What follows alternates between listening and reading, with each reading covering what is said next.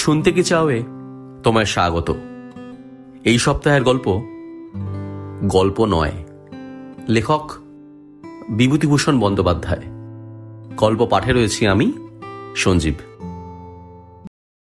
আমি এ গল্পটি শুনি যেভাবে তাই বলি। গাড়িতে বড় ভিড়, ইন্টার ক্লাসও নেই, সেকেন্ড ক্লাসও নেই। অতি কষ্টে একখানা গাড়িতে ভীষণ ভিড়ের মধ্যে ঠেলে ঠুলে কোনো রকমে উঠলাম। উঠে ঠিক বোঝা গেল না গাড়ির মধ্যে কোথাও জায়গা আছে কি নেই।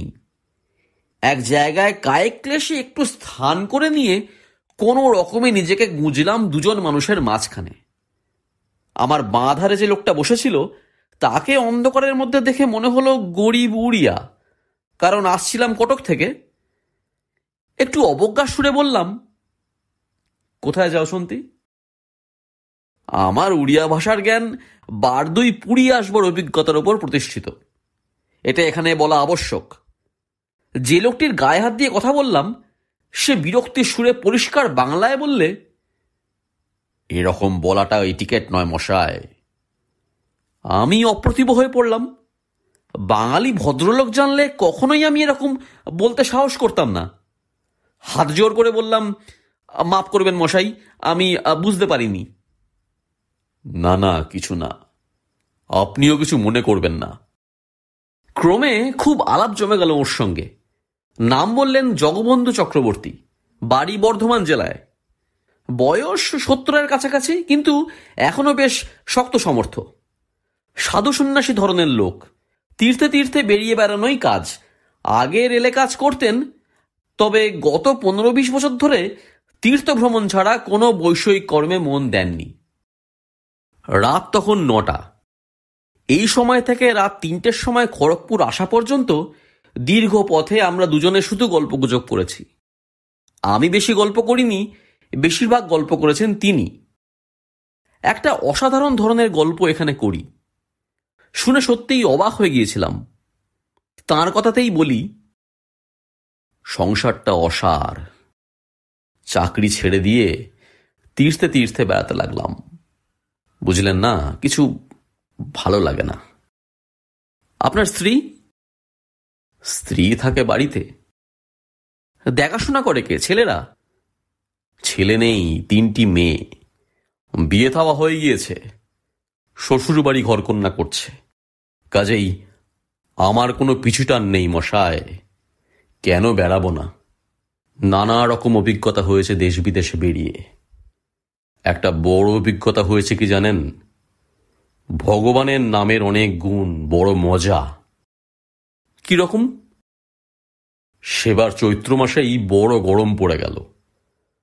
কাটোয়া স্টেশনে নেমে 2 ক্রোশ তফাতে অজয় নদের বাঁধ, বেশ চওড়া, দুধারে কাশবন। সেই বাঁধ ক্রোশ 2 গেলে তিলজুড়ি গাঁয়ে আমার এক শিষ্যের বাড়ি। সেখানেই যাচ্ছি। যেতে যেতে সন্ধ্যা হয়ে গেল। নির্জন স্থান, মানুষজন নেই কোনো দিকে। নিকটবর্তী গ্রামও 2 ক্রোশ দূরে। এমন সময় মশায় দেখি যে 4 জন সন্ডামার্কা জোয়ান লোক বাঁ দিকের কাশবন ঠেলে বাঁধের উপর এসে উঠল। হাতে তাদের মোটা মোটা বাঁশের লাঠি। আমার দিকে এগিয়ে এসে সামনের লোকটা 2 হাতে লাঠি তুললে আমার মাথা লক্ষ্য করে। মাথায় লাঠি মারে মারে আর বেশি দেরি নেই। ভবলীলা সাঙ্গ হলো কি হয়ে গিয়েছে। এমন সময় আমার মনে কে যেন কি বলে দিলে। আমি লোকটার দিকে চেয়ে বললাম, বাপু হে, হরিনাম করো, হরিবোল বলো। কেন আমাকে খুন করে ব্রহ্ম হত্যার পাতক ঘাড়ে নেবে? টাকা চাও? এই নাও ব্যাগ। সামান্য যা কিছু আছে ব্যাগে আছে। মানুষ খুন করবে কেন? পাপ কেন করবে? হরিবোল বলো, হরিবোল বলো। আমি বললাম, আপনি যখন বলেছিলেন এ কথা, আপনার মনের ভাব কিরকম হচ্ছিল? মনে ভয়ও ছিল না, ভরসাও ছিল না। অসার হয়ে গিয়েছিল মন। মরে যাই, যাব, এই রকম মনের ভাব। কে যেন কি বলছে মনের মধ্যে বসে, কি আশ্চর্য ভাব। কে যেন বলছে, ওকে বলো, ওকে বলো। কি বলবো, যা মুখ দিয়ে বেরোবে। আমি রুদ্ধ নিঃশ্বাসে বললাম, তারপর? তারপর যা আশা করিনি তাই ঘটে গেল। হঠাৎ লোকটি লাঠি নামিয়ে আমার সামনে এসে দাঁড়ালো। বললে, আপনার নাম কি? আমি নাম বললাম। সে আরো এগিয়ে বললে, দিন ব্যাগটা আমার হাতে। আমি ওর হাতে ব্যাগটা তুলে দিয়ে ভাবলাম, টাকাগুলো নিয়ে লোকটা আমায় ছেড়ে দিলে বুঝি। কিন্তু তারপর দেখি লোকটা আমার পিছু পিছু আসছে। তিলজুড়ি গ্রামের কাছে এসে পৌঁছেছি, ঘরবাড়ি দেখা যাচ্ছে। তখন সে বললে, ঠাকুর, আপনার ব্যাগটা ধরুন। কথার সুরে মুর্শিদাবাদের টান। পেছনে চেয়ে দেখি বাকি 3টি লোক নেই। কখন সরে পড়েছে লক্ষ্য করিনি। তারপর সে ট্যাঙ্ক থেকে একটা টাকা বার করে নিচু হয়ে আমার পায়ের ওপর রেখে উপুর হয়ে প্রণাম করলে। বললে, পায়ের ধুলো নেওয়ার যোগ্যী নই আমি, যাতে বাগদি। আমার বাড়ি ডহরাপাড়া, কাটোয়া স্টেশন থেকে 7 ক্রোশ পশ্চিমে। আমার নাম সতীশ বাগদি। আপনাকে একটা কথা দিতে হবে ঠাকুর। বলুন যে আমার বাড়ি একদিন পায়ের ধুলো দেবেন। আমি অতি নীচ জাত, তবু নীচকেও তো উদ্ধার করতে হবে। নীচ জাত যাবে কোথায়? বলুন, কৃপা করবেন তো? আমি বললাম, যাব। আজ যাও, আর হরিমন্ত্রে তোমায় দীক্ষা দিলাম, ওটি ভুলো না। সে চলে গেল। যখন যাচ্ছে তখন আমি স্পষ্ট শুনলাম সে হরিনাম করতে করতে গেল। আপনি অবিশ্বাস করতে পারেন, কিন্তু আমি সকর্ণে শুনেছি। আর একটা কি হলো জানেন? যখন ও চলে যাচ্ছে আমার মনে সে কি অপূর্ব ভাব। আমি ওর দিকে চেয়ে আছি, ও ক্রমে দূরে সরে যাচ্ছে। আমার মনে যেন কে বলছে, আহ, কষ্ট পাচ্ছিল, উদ্ধার হয়ে গেল, উদ্ধার হয়ে গেল। ভগবানের নাম মহাপুণ্য।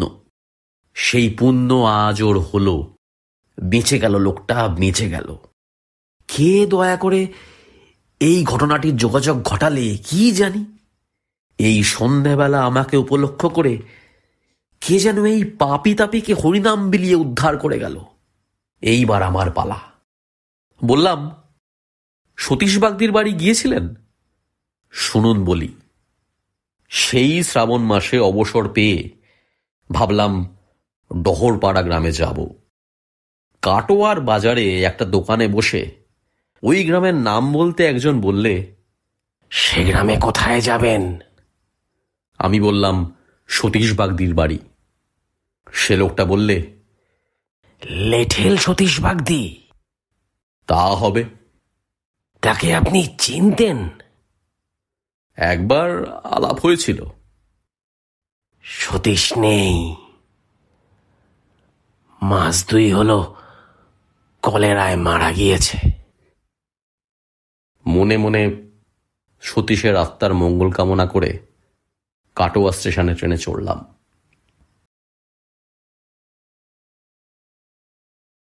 গল্প কেমন লাগলো জানাতে ভুলো না। ভালো লাগলে লাইক করো, প্রিয় মানুষের সাথে শেয়ার করো।